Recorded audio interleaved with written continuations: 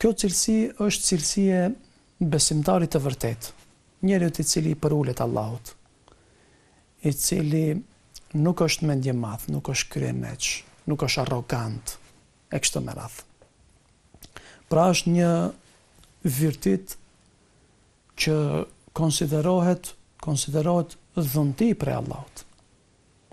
Nëse je modest, dije se e ke një cilësi shumë të mirë, sepse kjo është një begati prej begative të Allahut subhanahu wa taala, të cilën ti duhet ta ruash, të mos e shkelesh, të mos e nënvlerësosh, të mos e humbësh.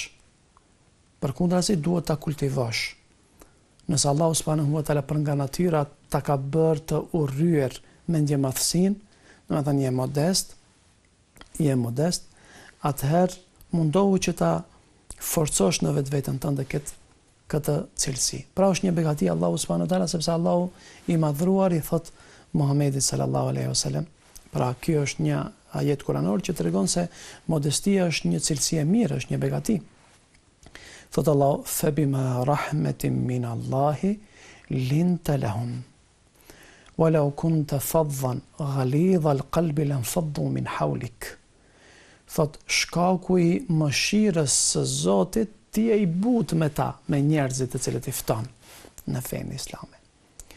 Sikur të ishe i ashpër dhe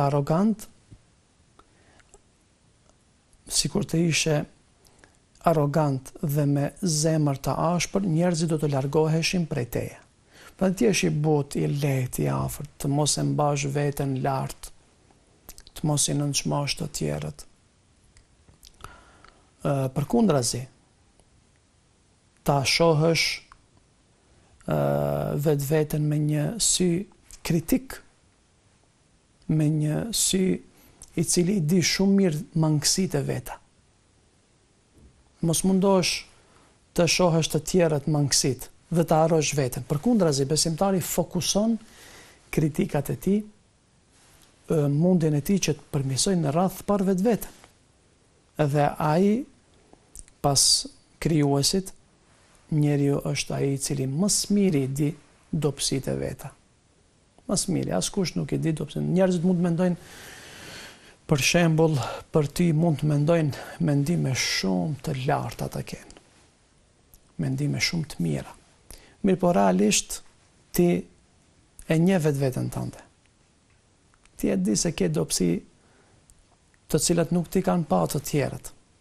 Prandaj Ebu Bekrin radiallahu anhu, kur e kanë lavdruar, ka thënë: Allahumma la tu'akhidhni bima yaqulun. O Allah, mos më dëno shkaku i as fjalëve të mira dhe të mëdha që i thon për mua.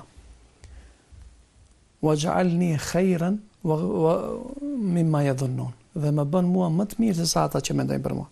Waghfir li ma la ya'lamun. Dhe më fal ato që ata nuk mi fal ato mëkate të cilat ata nuk i dinë, ata që më lavdërojnë mua.